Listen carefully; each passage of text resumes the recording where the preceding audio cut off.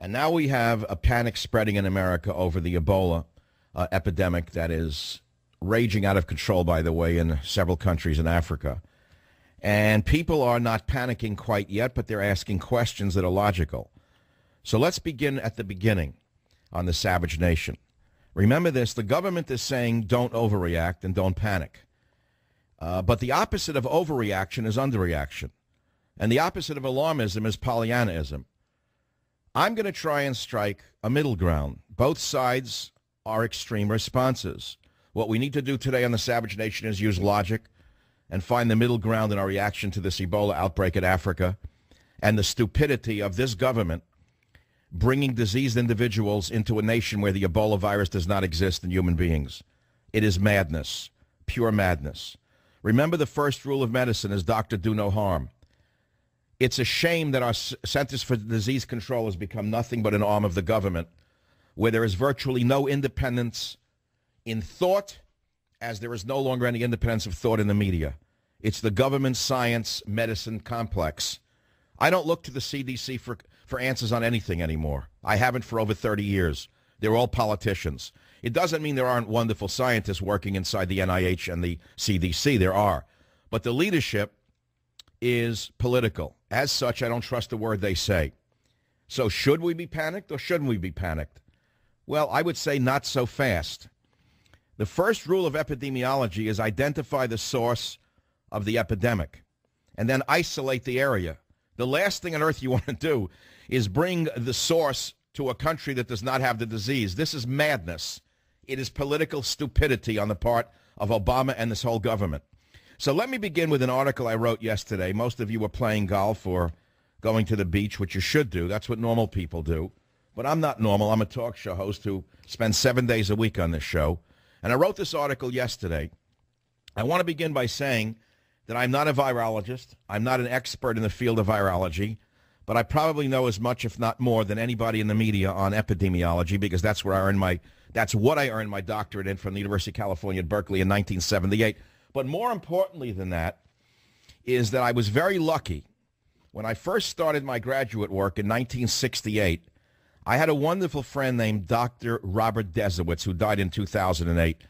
And he was one of the greats in hemorrhagic fevers and malaria. He knew a lot about Marburg before I even knew what it was. We spent a lot of time talking about dengue fever because I was going in and out of the areas where dengue was endemic in the South Pacific to do my research. And he was cautioning me on mosquito-borne illnesses and whatnot. And many nights were spent over many beers and various foods discussing hemorrhagic fevers and whatnot. So I'm not him, but I learned a lot from him going back a long time. And I would say that that's an important thing to talk about. And that's part of why what I'm about to discuss with you today on the Savage Nation about Ebola is as good as information source as you're going to get anywhere in the world. When you get the government media complex telling you don't worry whatsoever, that's nonsense, because you can't rule out the fact that it won't spread. I'm not saying it will. I'm not saying it's going to be an epidemic in America, but for like NBC Science, oh, don't worry about it, it's fine. These are the same people who are ignoring the tuberculosis that's coming in from Mexico with the hordes that Obama's bringing in. These are the same government liars in the media telling us not to worry about anybody coming in from Central America when, in fact, cholera is endemic in Mexico and Central America. And they're bringing in cholera. And our Border Patrol agents are reporting that they're getting cholera and tuberculosis. So I'm supposed to believe the NBC doctor? I'm supposed to believe the CDC doctors who are looking the other way when we have TB and cholera coming in over the border? No, I'm not going to look the other way. So now that I've set the stage for it, let me begin by reading the article I wrote, which you can find on michaelsavage.com, The Drudge Report, WorldNet Daily. The title is very clear. It says it all. Savage says America's response is madness. And if you can't listen to the show, you can read it later on. And here's how it begins. The madness of Ebola is only matched by the madness of America. Well, let's start with common sense. If a member of your family has the viral illness known as the common cold, what do you normally do? Well, you try to avoid contact with that person. Certainly you want to avoid them sneezing on you or the droplets from their cough spreading anywhere in the house. Isn't that what you would do? And then what do? Well, you both isolate and avoid an infected patient, even if they have the common cold. Well, Ebola is a viral illness. Common sense would dictate that you isolate and avoid contact with patients, because in this case, unlike the common cold, as you know, the disease can be fatal. And yet the morons who are running America and the CDC are bringing infected patients to America, allegedly to treat them. But we all know it is currently an untreatable disease. It can only be managed. The entire story of bringing these Ebola patients from West Africa to America stinks to high heaven. And there is much more involved, I wrote. So let's look at what Ebola is. Ebola is one of several viral hemorrhagic fevers. In the field of epidemiology, it is known as a non-vector-borne infectious disease. This means it is not, and I repeat, not transmitted by an insect or other vector. Other similar non-vector-borne infectious diseases you may have heard of would include hantavirus. Remember the hantavirus contracted from rodent droppings? Incidentally, that's an interesting study unto itself. The word hanta came from the Hanta River in Korea because several hundred of our American troops developed hantavirus during the Korean War as a result of some experiments that had gotten out of control. Lassa fever, Marburg virus are others. But then there are hemorrhagic diseases that are vector-borne, and it's important for you to know the difference. And they're transmitted by mosquitoes, and they include dengue and yellow fever. Now, while each of these diseases is different, they are all hemorrhagic fevers, and some of them have common symptoms: flushing of the face and chest, small red and purple spots, bleeding, swelling caused by edema, low blood pressure, and shock. And, of course, in some diseases and cases, symptoms are more dramatic than in others. It should be noted for the audience that there has been a bioterrorism potential related to the hemorrhagic fever viruses. Some of them can be transmitted to humans through a respiratory route.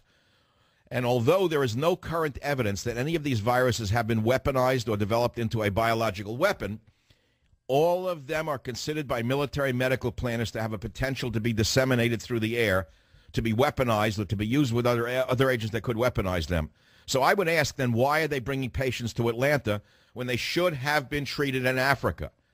They should have been treated in Africa. Remember the billions of dollars that Bill Clinton gave to Africa? Remember the Africa Initiative? Where'd that money go? Up the noses of the leaders of Africa? Why didn't they build hospitals in Africa? Well, I think you have to look at the money involved. But before we follow the money as to what's involved in terms of the potential vaccine profits, let's look at this disease itself. Ebola is one of the various viral hemorrhagic fevers. And there have been notable outbreaks of hemorrhagic fever in history. In Mexico, in 1545, there was an outbreak that wiped out a great part of the population. Then there was the great yellow fever epidemic of 1793 in Philadelphia, another type of hemorrhagic fever, yellow fever, in which nearly 10% of the population of 50,000 succumbed to the disease. In Congo, in 1998 to 2000, there was an outbreak of Marburg virus disease, and of course there is now the ongoing West Africa Ebola outbreak, with record numbers already dead and spreading rapidly. So here are some questions for the audience. All these experts on television are telling us it's perfectly safe and we need not worry. And the lamest answer comes when you ask them, well, if it's safe and we don't have to worry, how did the medical doctor who you just brought to Atlanta contract Ebola if he knew how to avoid it? And their answer is always the same. Oh, an accidental needle prick. That's nonsense. That is total nonsense. We don't know how they got it. And that's the frightening part about it. And remember this, viruses adapt, and they can adapt rapidly. They mutate very rapidly. And so while today the Ebola virus may only be transmissible through droplets, meaning, oh, you can't get it if the person with it just breathes next to you, that may be true today. But what about tomorrow? What if the virus, the Ebola virus, mutates in the near future, and then it will be easily transmissible through the air without transmission through bodily fluids? These are questions that any sane epidemiologist or medical doctor would ask before bringing patients in from a highly infected area. Now, let's follow the money on the savage nation. A recent USA Today article had this headline, quote, NIH to launch early Ebola vaccine trial in September, close quote. Well, what does that mean? Well, what it means is this. Until the current outbreak of Ebola, many in the industry said there was not a great need for an Ebola vaccine because the virus only caused 10 to 100 infections a year. But that has all changed. And now, according to an expert, an assistant dean at Texas A&M School of Public Health, quote, the current outbreak has somewhat changed our thinking. More people now think the world needs an Ebola vaccine. Why? Now listen why carefully. Because now there's going to be a call to vaccinate entire populations of nations or to vaccinate health workers in hospitals and clinics to protect them from getting and spreading the Ebola virus. So what's going on is that the FDA is making exceptions to its usually stringent rules for drug development in evaluating treatments for Ebola. And as a result, they're speeding forward with a stage 1 trial with a man-made antibody treatment. You should remember that bringing in an infected doctor and then another patient tomorrow from the area of contagion to Emory University in the U.S. makes no sense. These individuals could just as well have been treated in Africa. Did you hear what I just said to you? And I'll pause right there. And I'll also remind you of something else. Our military has portable isolation tents, portable isolation units, which they've developed at great cost to protect our troops from bioterrorism. In other words, if one of our enemies were to have tried to infect our troops with, let's say, an artillery shell with a canister of God knows what, virus or bacteria, the military has the capacity not only to protect the troops, but listen carefully, to treat the troops in the field.